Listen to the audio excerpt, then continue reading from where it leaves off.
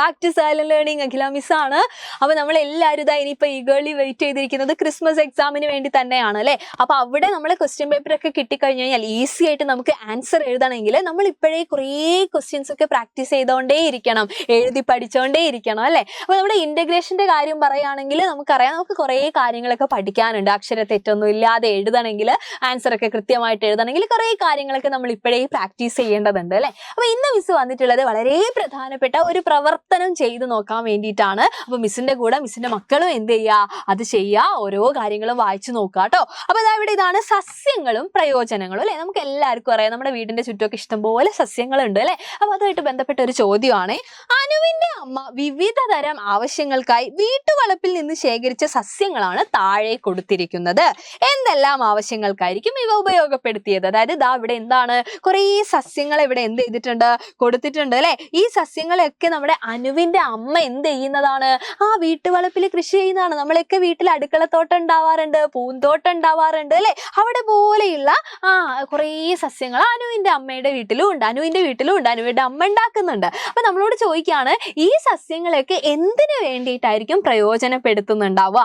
അതിനെ അടിസ്ഥാനമാക്കി നമ്മൾ അതിനെ എന്ത് ചെയ്യണം, ഓരോ കൂട്ടമാക്കിയിട്ട് മാറ്റി എഴുതണം. അപ്പൊ ഇങ്ങനെ ഒരു ചോദ്യം കിട്ടിക്കഴിഞ്ഞാൽ മക്കൾക്ക് ആകെ കൺഫ്യൂഷൻ ആയില്ലേ, ഇത്രയും വലിയ ചോദ്യമൊക്കെ വരുമെന്ന്. സത്യം പറഞ്ഞാൽ ഇതൊരു കുഞ്ഞു ചോദ്യമാണ്. കാരണം നമ്മളെ വീട്ടിലുള്ള സസ്യങ്ങളെ കൊണ്ടുള്ള പ്രയോജനങ്ങളൊന്ന് നമ്മൾ ആലോചിച്ച് നോക്കിയാൽ മതി. വിവിധ തരം ആവശ്യങ്ങൾക്ക് നമ്മൾ എന്ത് ചെയ്യുന്നുണ്ട്, പല സസ്യങ്ങളെയും വളർത്തുന്നില്ലേ. ഇപ്പൊ ഇവിടെ നമ്മൾ നോക്കുകയാണെങ്കിൽ ഇതാ തുളസി, കറിവേപ്പ്, ചെമ്പരത്തി, മുല്ല, തുമ്പ, ഇഞ്ചി, റോസ്, ജമന്തി, വഴുതന, പയർ, ചീര, വേപ്പ്, മത്തൻ, മുരിങ്ങ, കറ്റാർവാഴ. ഇത്രയാണ് എവിടെയുള്ളത്, അനുവിന്റെ വീട്ടിൽ അല്ലെ, അനുവിന്റെ അമ്മയുടെ അടുത്തുള്ളത്. അപ്പൊ ഇവിടെ തന്നെ നിങ്ങൾ നോക്കി, ഇവിടെ പൂക്കളുള്ള സസ്യങ്ങളുണ്ട് അല്ലെ. അതായത് നമ്മളെ പൂന്തോട്ടത്തിലേക്ക് നമ്മൾ ഉണ്ടാക്കുന്ന സസ്യങ്ങളുണ്ട്. കറിയിലല്ലേ, കറിവേപ്പിലൊക്കെ നോക്കി, കറിവേപ്പിലില്ലാതെ ഏതെങ്കിലും കറികൾ നമ്മൾ ഉണ്ടാക്കാറുണ്ടോ? അപ്പൊ കറിയിലിടാന്ന് പറഞ്ഞു കഴിഞ്ഞാൽ നമ്മുടെ ഭക്ഷണത്തിന് ഉപയോഗിക്കുന്ന എന്തുണ്ട്, ചെടികളുണ്ട്. ഇനിയിപ്പോ തുളസി എന്നൊക്കെ പറഞ്ഞു കഴിഞ്ഞാൽ നമുക്കറിയാം, ആദ്യം തന്നെ നമ്മുടെ ഉള്ളിൽ വരെ ഔഷധ സസ്യമാണ് അല്ലെ തുളസി. അപ്പൊ ഔഷധങ്ങളായിട്ട് നമ്മൾ യൂസ് ചെയ്യുന്ന സസ്യങ്ങളുണ്ട്. അപ്പൊ വിവിധ ആവശ്യങ്ങൾക്ക് നമ്മൾ സസ്യങ്ങളെ യൂസ് ചെയ്യുന്നുണ്ട്. അപ്പൊ ആ രീതിയിൽ നമ്മൾ ഇതാ ഇവിടെ 3 കൂട്ടമായിട്ട് തിരിച്ചിട്ടുണ്ട്. ഏറ്റവും പ്രധാനപ്പെട്ടത് നമ്മുടെ ഭക്ഷണത്തിന് ഉപയോഗിക്കുന്ന ആളുകൾ തന്നെ, അത് കഴിഞ്ഞ് ഇതാ ഔഷധത്തിന് ഉപയോഗിക്കുന്നവരെയും പൂക്കളെയും നമ്മൾ ഇതാ മാറ്റി എഴുതിയിരിക്കുകയാണ്.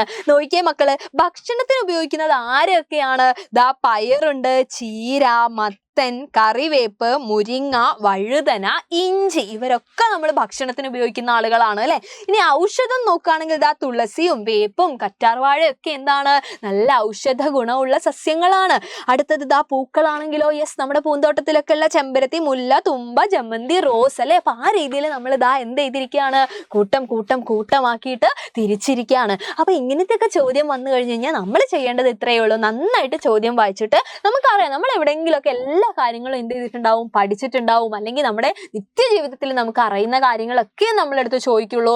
അപ്പൊ ഇതൊക്കെ എഴുതണമെങ്കിൽ ആ ഒരു കോൺഫിഡൻസ് നമുക്ക് വേണമെങ്കിൽ ഇങ്ങനെയുള്ള ക്വസ്റ്റ്യൻസ് നമ്മൾ എന്ത് ചെയ്യണം, ഒന്ന് നമ്മൾ യെസ് പറഞ്ഞു നോക്കുകയും എഴുതി നോക്കുകയും ഒക്കെ ചെയ്യണം. ഇവിടെയൊക്കെ ചിലപ്പോൾ നിങ്ങൾക്ക് ടേബിളൊക്കെ തന്നിട്ട് നിങ്ങളോട് ചോദിക്കേ ഉള്ളൂ, മിസ് പക്ഷെ എന്ത് ചെയ്തതാണ്, ഒന്ന് കാര്യം മനസ്സിലാക്കി തരാൻ വേണ്ടിയിട്ട്, ഇങ്ങനെയൊക്കെ ആണെന്ന് പറഞ്ഞു തരാൻ വേണ്ടിയിട്ടാണ് ടേബിൾ ഇല്ലാതെ തന്നെ ഇങ്ങനെ ഒരു ചോദ്യം മാത്രമായിട്ട് ഇവിടെ എന്ത് ചെയ്തത്, കൊടുത്തിട്ടുള്ളത് കേട്ടോ.